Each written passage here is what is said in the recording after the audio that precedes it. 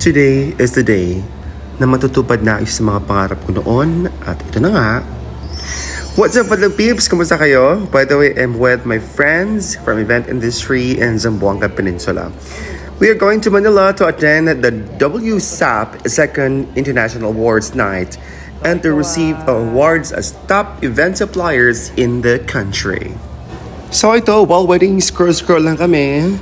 At alright, tara, samahan nyo kami na sa aming journey to international stage. And finally, paboarding na kami and in just few minutes, lilipad na nga sasakyan na eroplano. Philippine Airlines pala kami nagpabook sa aming flight kasi ang chismis, may for free snacks na dito. Charot! So ito na nga, lumalakad na kami papunta sa aming eroplano at in just few minutes ay sasakay na kami sa Philippine Airlines. First time kong sasakay sa Philippine Airlines kasi usually Cebu Pacific yung aming binubook lagi. Just like before, nung pumunta kami na Manila to host an event, Cebu Pac yung aming binook. But now, for a change naman, ay Philippine Airlines aming sasakyan. At thanks to Sir Brian Namiglayo pala for booking us into this flight. Dahil siya po ang talaga nag-process na makapag-book kami sa Philippine Airlines. Ito na, it's my first time to fly with Philippine Airlines. Let's see kung ano ang magaganda. Kung ano ang feeling natin. Reaction to ride. To fly with Philippine Airlines. Let's go. Ito na. Chill-chillan tayo dyan. And we are excited to fly with PAC. And just few minutes, ay lalapag na tayo sa Manila. Excited!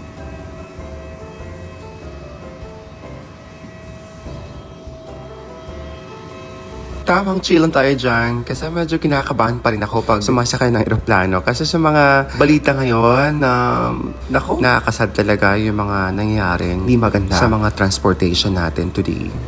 So ito na nga, lumilipad na tayo guys. So we're here now inside the Philippine Airlines. Wow, it was so nice and talagang cloudy ngayon so medyo nakakatakot din kasi ang turbulence, yung parang lubak-lubak na daan ang mangyayari, yung feeling mo. So, medyo nakakatakot din siya. So, syempre, pray lang ng pray tayo dyan habang sumasakay at lumilipad with Philippine Airlines. Ang ganda ng view, ang ganda ng clouds. Alright guys, sige, enjoy na kayo dyan. At hindi na tayo sa impapawait.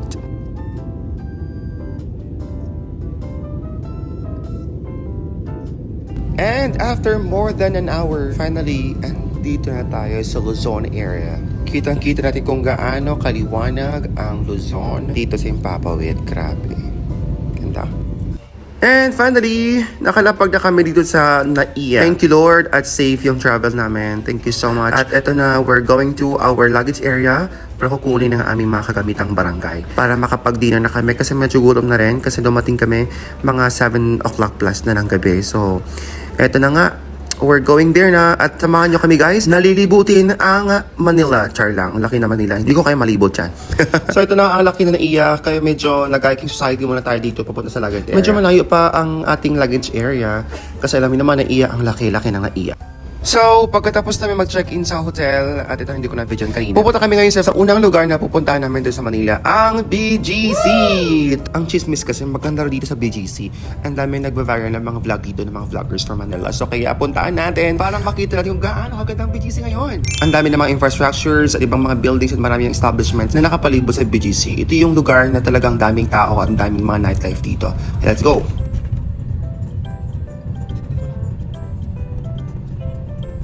Yung building na ito.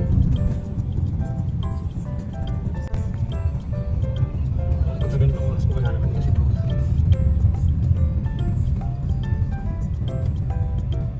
Mortons. Dyan nag-vlog si Alex Gonzaga. Si Mortons. Hello ladies and gentlemen! Welcome to Manila. We're here at BGC. I'm enjoying the view here. Dito sa labas. Ito ang laki ng building. By the way guys, this hapon na kami nakarating dito sa Manila. Kasama ko ang aking team. Yes, of course. Ang cameraman natin si Evan. Of course, if there's a traffic here, no.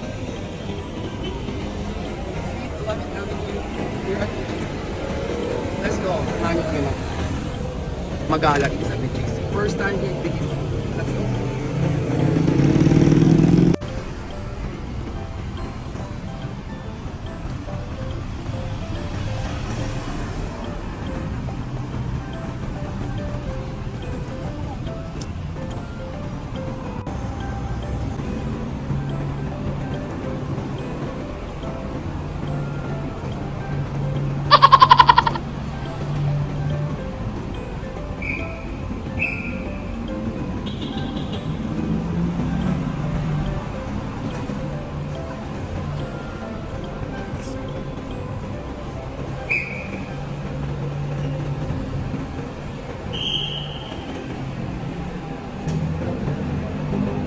After mag-scroll ay nagay yung mga kasama natin na pupunta na sa mga pinakamahal at pinaka-high-end na bar dito sa BGC, ang Medusa. Watch out later guys kung gaano kaganda ang loob ng Medusa na to. Talagang bihira lang makakapasok dito. Only celebrities and other mga mayaman na tao pwede makapasok dito. And luckily, may kakilala yung kasama ko dito sa may-ari. Kaya nakapasok kami at naka-discount pa kami.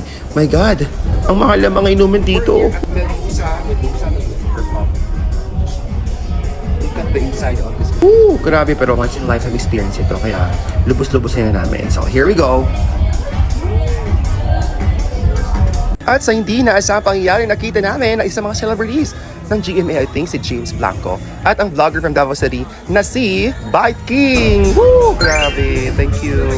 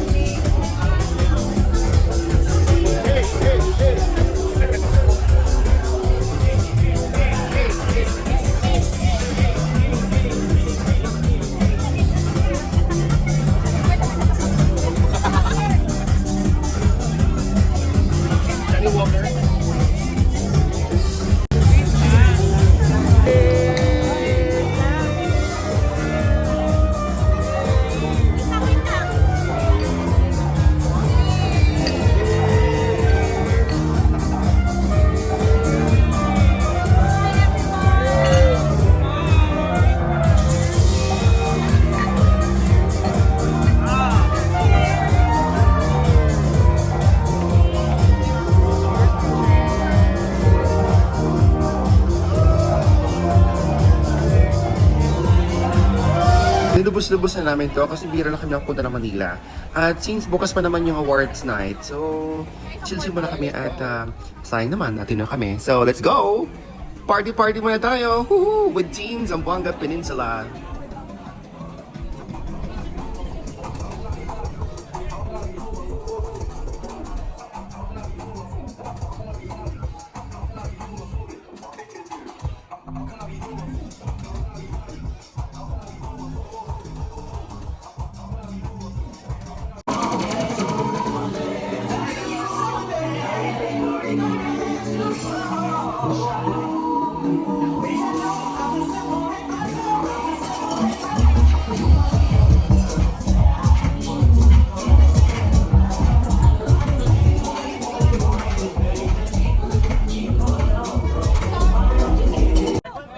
So, kanila yung mga Bisaya lagi magkasinabot ba? So, since talag sarapod makakuyog sa syudad, so muna nagkasinabot good ang tanan ni Tabok og pedestrian lane nga nagalinya mo nagapila og buffet. Ay, ambot ninyo mga Bisaya.